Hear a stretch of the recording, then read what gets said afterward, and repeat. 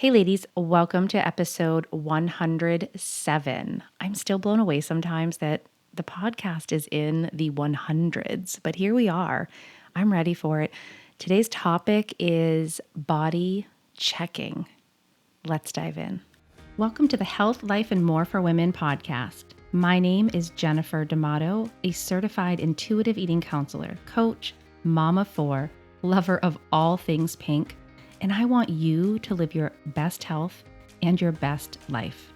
I believe the way we can all do that is by finally walking away from diet culture, by relearning what your body needs, reconnecting with your body's biological signals, and redefining what health is on your terms. This show will shed some light on sneaky ways diet culture has infiltrated your thoughts, your family, and your well-being. My heart is that no matter the episode, you walk away feeling informed, inspired, and encouraged. Let's go. So first of all, what is body checking? Body checking, I think, oftentimes is associated with the mirror, which is true. It falls under that, the mirror gazing or mirror checking.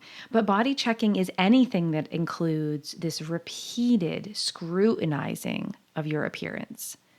Going to look at your body in some way, which is your fat on your body, the shape of your body, your hair, your scars, maybe acne, wrinkles, anything about your body that you repeatedly scrutinize is body checking. It can come in the form of like pinching your side or looking for a thigh gap. I mean, that seemed like a trend, like literally a trend on social media for a really long time. This is me rolling my eyes. I know you can't see it, but I am. This can also be checking your body before and after a workout. I identify with that, having struggled with orthorexia and obsessive working out. And I also struggled with another part, which can be restricting your food or manipulating your food in some way and checking your body as it relates to what you eat. Those are very disordered behaviors, disordered habits to get into. And I can tell you that they're not seen as body checking. If you are at all in the fitness industry, if you are at all involved with fitness competitions of any kind, this form of body checking is encouraged. It's instructed to be doing before and after workouts, before and after eating. This is highly disordered. Now, I would say the majority of people that I know listen to the podcast, that are in my private group, that I'm coaching, are not part of that group of people, right? Not part of coming out of even, high fitness industry, body competitions, all of that. So where does it fit for you? What forms of body checking do you find yourself doing most often? Is it using the mirror or your reflection anywhere else, right? That could be in our car or walking by a reflective, surface. Do you find that you do it more in the getting dressed and undressed? Recently, I was talking in my private group with women about body checking, and that was a hard one for them to work through is, okay, so even if the mirror doesn't bother me, what bothers me is getting dressed and undressed. And those are the thoughts I'm having. So we talked about some strategies in that group. I went and shared some specific things that are really helpful. So I'm not going to go into those in detail. If you're part of my group, you can check that live called Body Image and Body Checking. If you're not in my private group, head into the show notes, come request to join. You are going to want to catch that live because there's such amazing information that I gave, and I really gave some very specific strategies you can put in place right away. I'll also share real quickly because this episode aired just a little bit ago, episode 105. Paige Bryant came on and shared about her journey with body dysmorphia, that distorted view of your body, especially in that reflection and what she was seeing compared to what was reality. And that's a really great episode. But again, those are there for your reference. Today, I want to talk about body checking in a different way. I actually want to do some focus on our personal expectations. It's hard to live life without expectations. It's actually something I strive for. A mentor of mine many, many years ago, I'm talking like probably 20 years ago, I'd shared some really wonderful advice, helping me to let go of expectations in relationships with people. I really struggled with that for a long time. I admittedly held really high expectations, and so I was constantly disappointed. So, working through that, I can see the benefit of letting go of expectations. Because when we have expectations, we are very possibly setting another person up to fail, setting a situation up to fail. And when we're talking about our body, we're setting our body up to fail us. Most of those expectations are centered around some idea, maybe true, maybe false, but a lot of it has to do with some perfect ideal, some level of perfection that we've set in our mind, something that's unrealistic, something that ends up leaving us with self-judgment and self-criticism. Think about that for a minute. I want to pose this question. What expectations do you have of how your body should look? Now, if you're a client listening to this already, you're like, Jen, you said the word should. I can't believe you said that. My clients know that's like an off-limit word in our work together. We don't should anything. And this is the problem with expectations. Expectations are shoulding everywhere. So here was the question. What expectations do you have of how your body should look? I'm a big believer in journaling, writing things down. So if you have the ability to do that now, jot it down. What are my expectations? What have I been holding on to?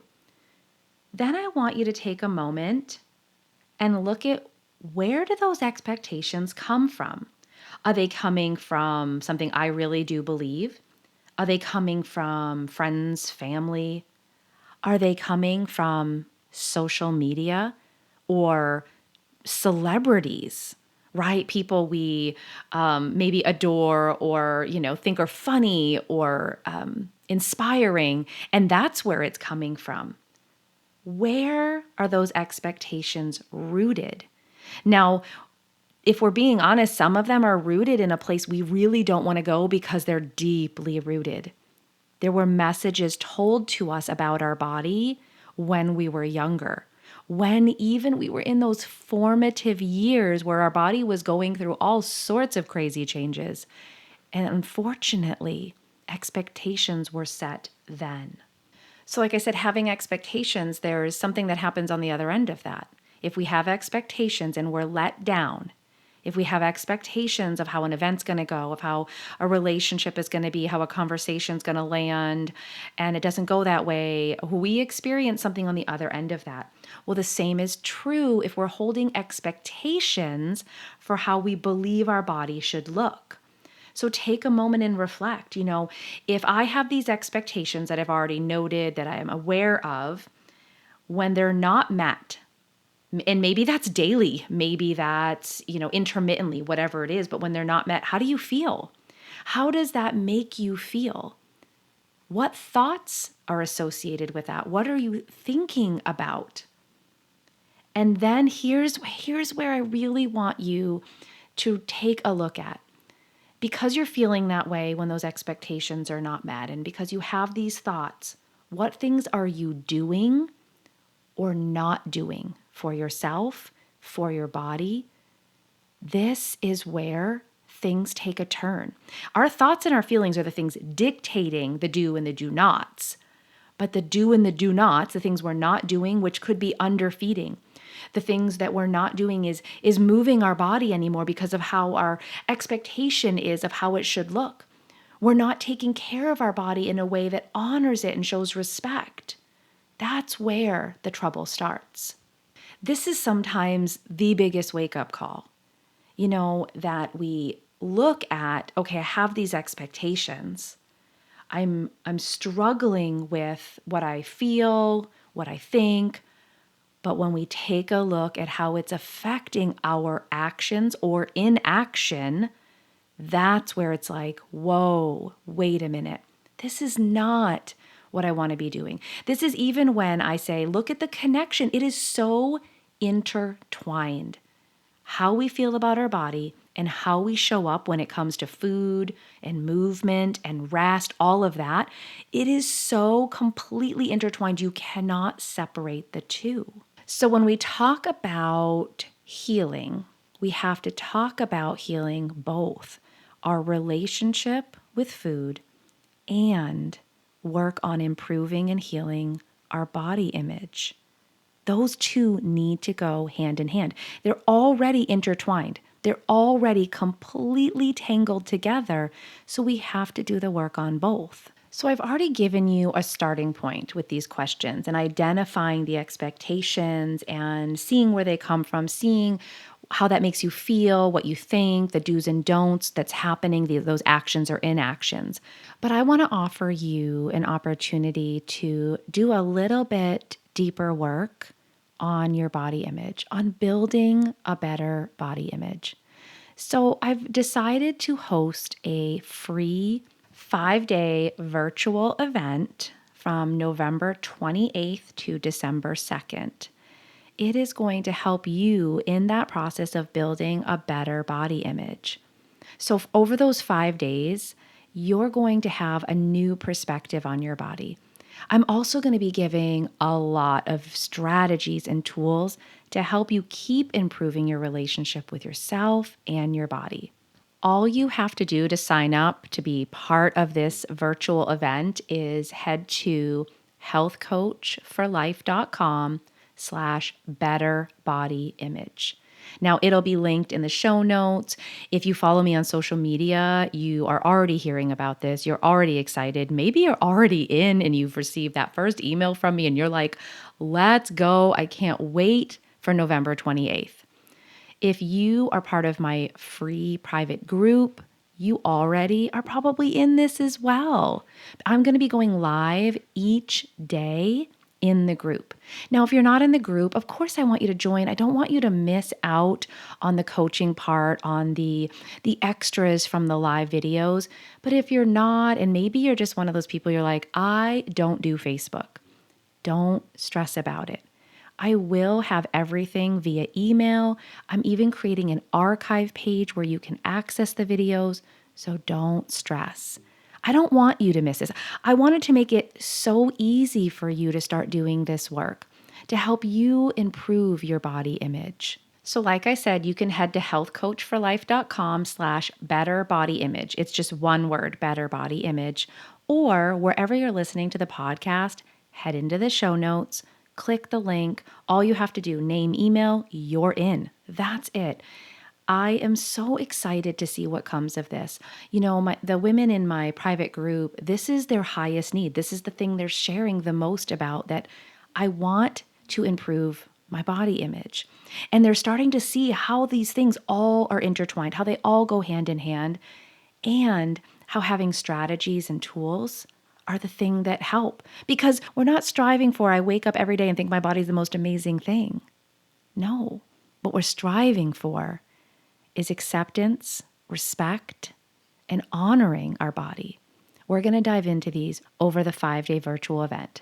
So be sure to sign up for free today, join me in the group, get all the goodies that are coming with it. All right, ladies, I hope this was helpful. I can't wait to see you in this 5-day event and in the private group. Until next week. Hey, ladies, I'm not sure if you've heard, but I've created a free private group for women. It's called Health Over Weight. It's on Facebook, and all you have to do is head into the show notes now, click Join Private Group, and you can be invited into this space where other women are working on positive body image. They're also working on the fundamentals of intuitive eating and just supporting one another. I go live each week. There's a different topic, and I want to invite you into this group. So if you are ready to dip your toe in, or you've been on this journey for a while and you're just looking for added support and encouragement, come join us in this free private Facebook group for women. See you there.